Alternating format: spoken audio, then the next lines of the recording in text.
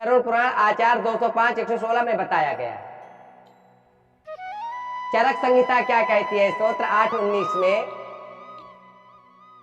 ना विगत क्लमो नाना प्लुत वदनो ना नग्न उपस्पृशेत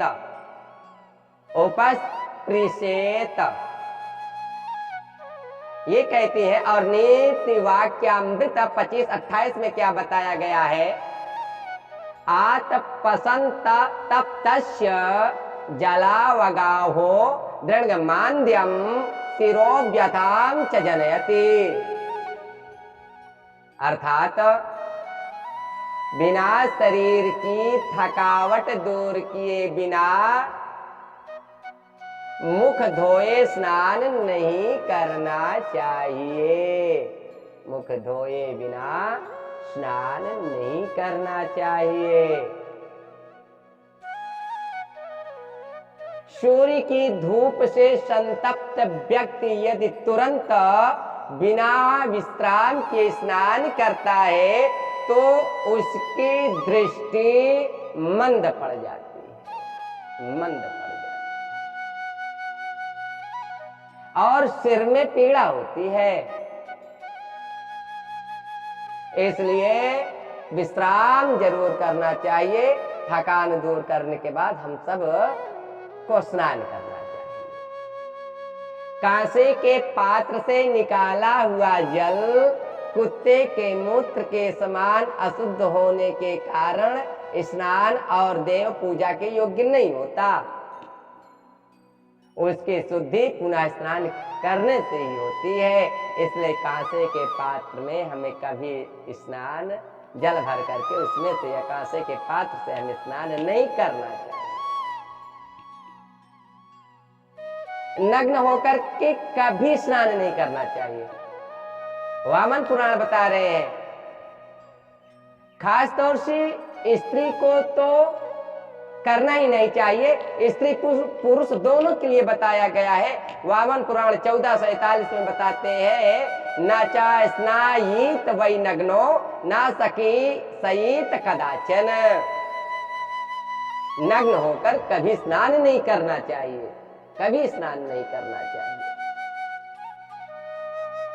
पुरुष को वामन पुराण बताते हैं पुरुष को नित्य सिर के ऊपर से स्नान करना चाहिए, सिर के ऊपर से। सिर को छोड़कर स्नान नहीं करना चाहिए। सिर के ऊपर से स्नान करके ही देव कार्य तथा पितृ कार्य करने चाहिए।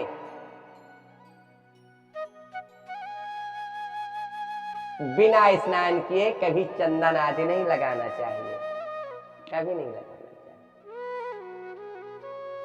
चाहिए। रविवार, श्राद्ध, संक्रांति, ग्रहण, महादान, तीर्थ, व्रत, उपवास, अमावस्या, षष्ठी तिथि अथवा अशौच प्राप्त होने पर मनुष्य को गर्म जल से स्नान नहीं करना चाहिए। गर्म जल से स्नान नहीं करना चाहिए। रविवार के दिन गर्म जल, श्राद्ध, संक्रांति, ग्रहण, महादान, तीर्थ, व्रत, उपवास, अमावस्या, षष्ठी तिथि अथवा अशौच प्राप्त होने पर मनुष्य को गर्म जल से स्नान नहीं करना चाहिए। जो दोनों पक्षों की एकादशी को आंवले से स्नान करता है उसके सब पाप नष्ट हो जाते हैं। आंवला डाल करके और वह विष्णु लोक में सम्मानित होता है। विष्णु लोक में स्नान के बाद अपने अंगों में तेल की मालिश नहीं करनी चाहिए। स्नान के बाद तेल नहीं लगाना चाहिए तथा गीले वस्त्रों को छटकारना नहीं चाहिए। ये महाभारत 104, 51, 52 में बताया गया है।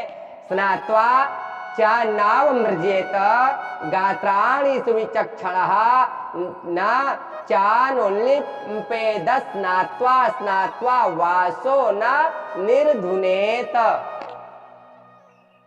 नहीं करना चाहिए। स्नान के बाद अपने अंगों में तेल की मालिश नहीं करनी चाहिए तथा गीले वस्त्रों से या गीले वस्त्रों को छटकारना नहीं चाहिए।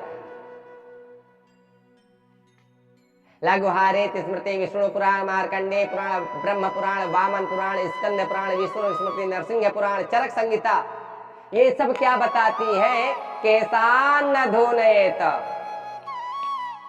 स्नान के बाद अपने गीले बालों को फटकारना यानी झाड़ना नहीं चाहिए। गीले बालों को फटकारना या झाड़ना नहीं चाहिए। जब ये सूख जाएं तब झाड़ो। स्नान के बाद वस्त्र को चौगुना करके निचोड़े, 4 गुना करके निचोड़े, तिगुना करके नहीं।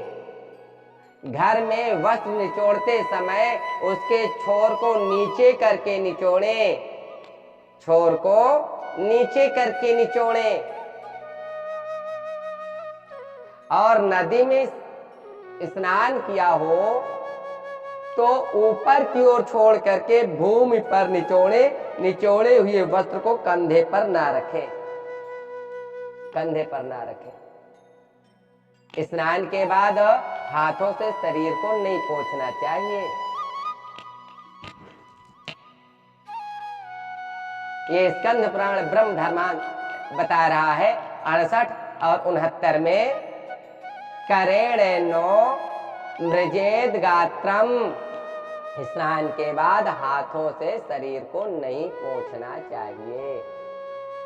स्नान के समय पहने हुए भीगे वस्त्र से शरीर को नहीं पोंछना चाहिए। ऐसा करने से शरीर कुत्ते से चाटे हुए के समान अशुद्ध हो जाता है, जो पुनः स्नान करने से ही शुद्ध होता है। वाधोल स्मृति कहती है, स्नान वस्त्रेण यह कुर्यात् देहस्य परिमार्जनम सुनालीढ़ भवेद गात्रम पुनः स्नानेन शुद्धयति। स्नान के समय पहने हुए भीगे वस्त्र से शरीर को नहीं पोंछना चाहिए। ऐसा करने से शरीर कुत्ते के चाटे हुए के समान अशुद्ध हो जाता है, जो पुनः शुद्ध करने से ही शुद्ध होता है। यहीं पर स्नान नामक पाठ संपन्न होता है। जय श्री राम।